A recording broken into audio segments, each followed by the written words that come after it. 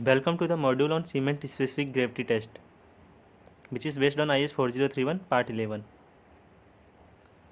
The specific gravity or relative density is normally defined as the ratio of the density of a substance to the density of a given reference material.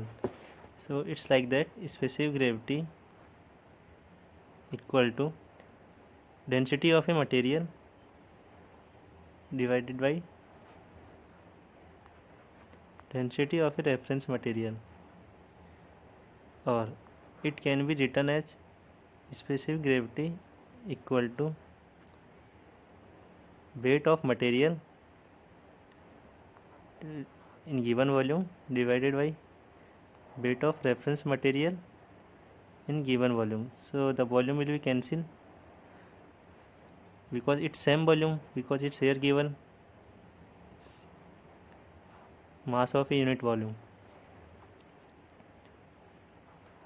If specific gravity is less than 1, substance is less dense than reference material. If specific gravity is greater than 1, it means the substance is denser than reference material. If specific gravity equal to 1, it means density of substance is equal to the reference material.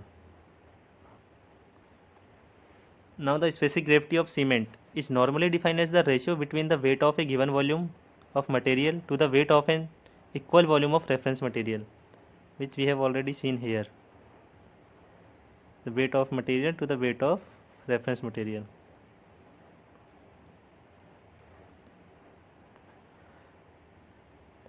To determine the specific gravity of cement, kerosene, which does not react with cement, is used.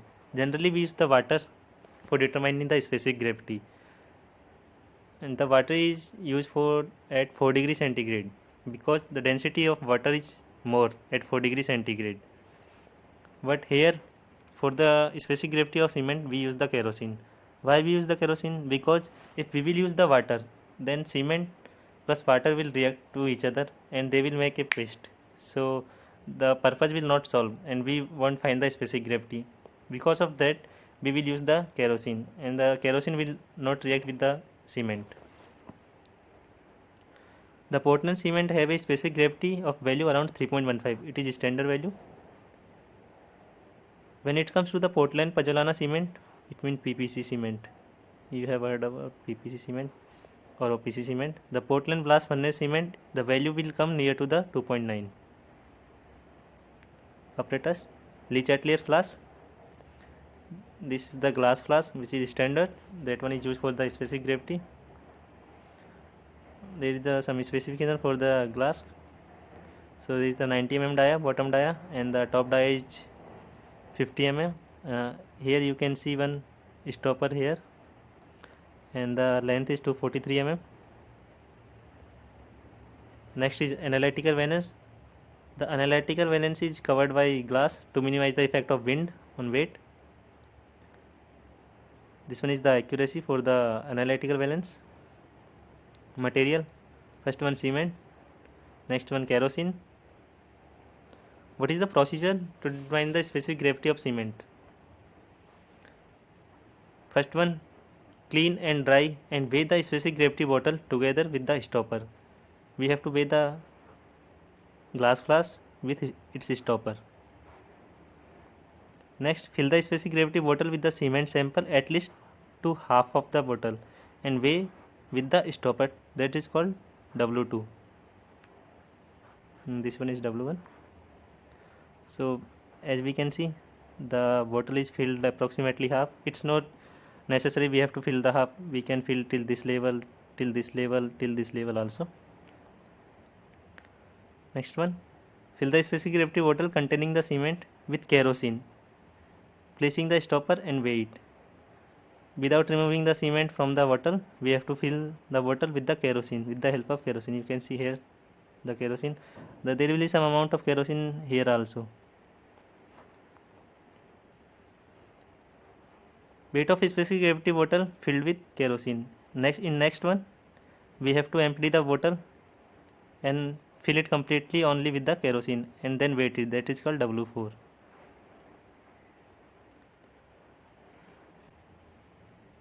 The formula is like this: weight of cement in gram divided by weight of kerosene is dispersed volume, and the volume will be same.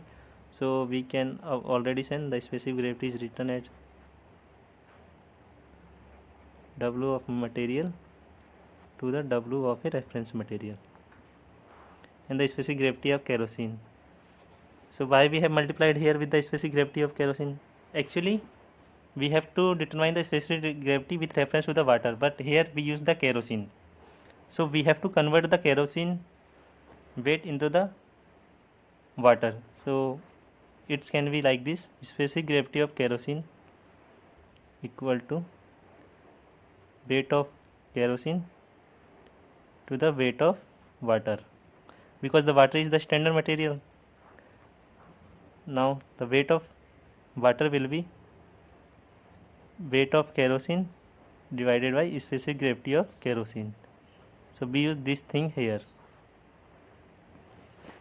The specific gravity of kerosene is taken at 0.79.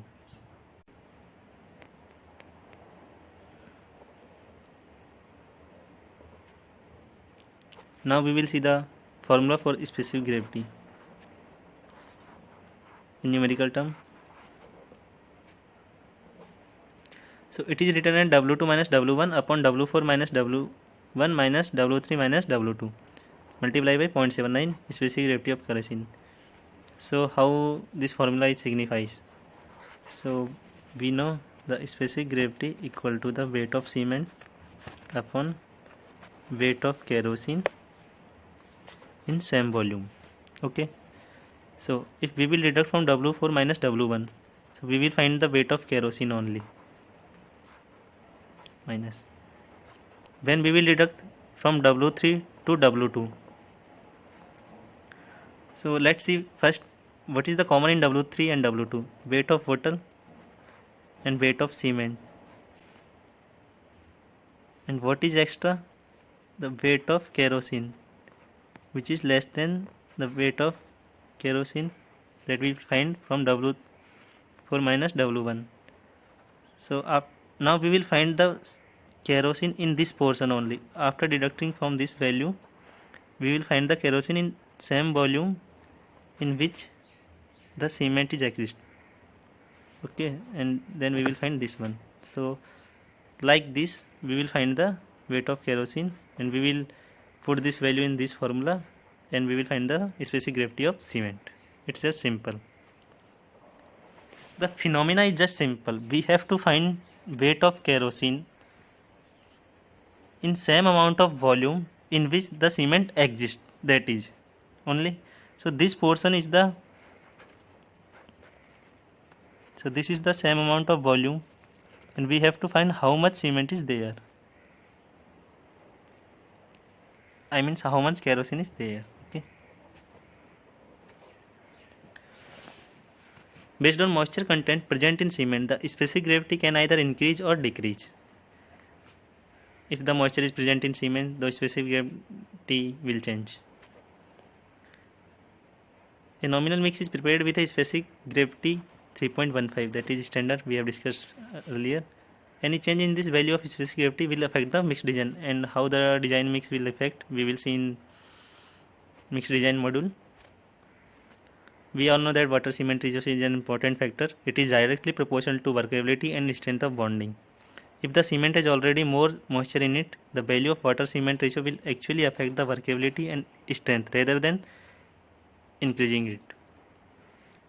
We know water cement ratio W upon C, maybe some value X.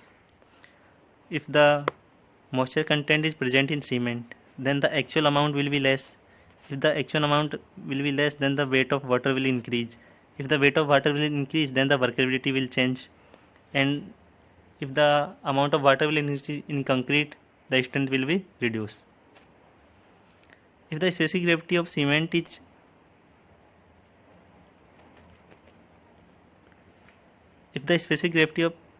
is greater than 3.19, then cement is either not grind properly as per the industry standard, or it has more moisture content which will not affect the mix and bonding. This one is grind. Thank you for watching this video. रुको जरा, सबर करो. Like, share and subscribe.